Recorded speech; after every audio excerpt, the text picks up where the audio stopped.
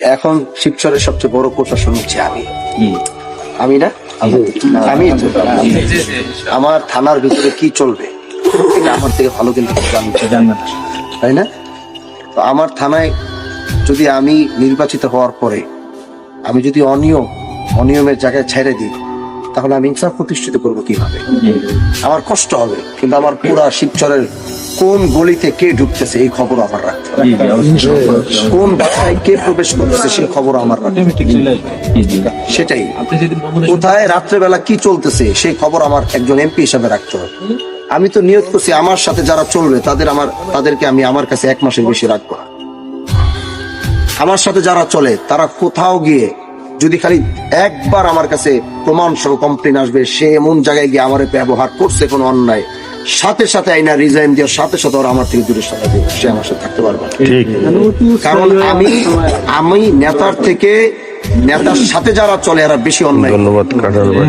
এটা আপনি খেয়াল করছেন কিনা জানি না, প্রত্যেকটা রাজনৈতিক দলে দেখবেন, প্রত্যেকটা নেতার জায়গায় দেখবেন, নেতা জানে না তার অজান্তে দুনিয়ার অন্যায় হয়ে যেতেছে, তার অজান্তে 2 নাম্বারই মানুষের সাথে হ্যাডাম দেখায় কথা বলা, মানুষের কষ্ট দেয়া, বাজারে গিয়ে বুক ফুলায় কথা কয়ে গরিবরে ছোট করা, এই জিনিসগুলো নেতার অজান্তে হয়। কিন্তু এটা আমি হানজালা হইতে পারি।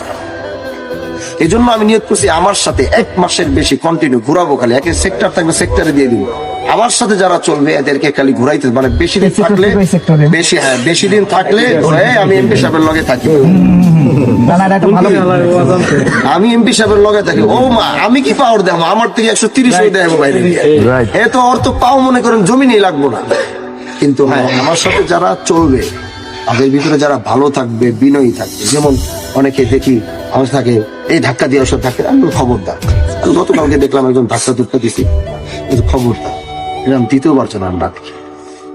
মানে আমার সাথে এমপির সাথে আছি, আর এমপির সাথে থাকার মধ্যে যেটা পাওয়া, এটা তো নোংরা জিনিস, এটা হচ্ছে আধিপত্যের রাজনীতির ভিতরে সামিল। আমি সেটা আমার মধ্যে চাই না। আমার সাথে যারা থাকবে, আমি তো আমার সাথে যারা থাকবে এদের খোঁজ খবর, এদের পিছনে আবার আরেক দল লাগাই দিই যারা আমার সাথে এরা কি করেছে। আমি যে রাজনীতিটা নতুনত্বের যে রাজনীতিটা করতে আসছি, এটা নিয়ে আমি একটু কাজ করছি। এজন্য প্রশাসন কি করবে, বিচার আমি করব। আমার নলেজে কোনো কারণে আমি একটা বিচার করি নাই, কিন্তু এই বিচারে কি হয়েছে এটা ফার্স্ট টু লাস্ট ডিটেল আমার কাছে থাকতে হবে, যেতে পারছি। এবং এতটুকু আপনারা শিওর থাকতে পারেন, প্রত্যেকটা বিচারে যে হক সে তারটা বুঝে নিয়ে যাবে।